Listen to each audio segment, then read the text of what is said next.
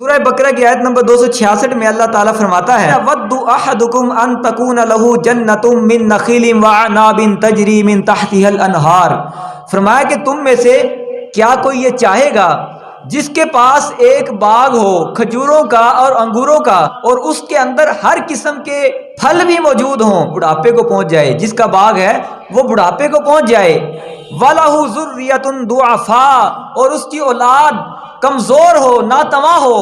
فَأَصَابَهُ إِعْصَارٌ فِيهِ نَارٌ، فرمایا پھر اس کے اندر ایک آگ کا شعلہ آ جائے، ترکت، سارے کا سارا باغ جل کے راکھ ہو جائے، ایک آگ کے چنگاری سے سارے کا سارا باغ جل گیا، ہاتھ کچھ بھی نہ رہا۔ نیک اعمال بھی کرے، ریاکاری اس کے اندر کر دے، لوگوں کو دکھانے کے لیے وہ نیک اعمال کرے، نیک اعمال بھی کل قیامت والے دن یہ سوچ رہا ہوگا کہ اس کے نامہ اعمال میں بڑی بڑی نیکیاں ہیں، یہ ریاکاری کر کے آیا ہوگا تو اس کے نامہ اعمال میں کسی قسم کا نیک اعمال باقی نہ رہے گا۔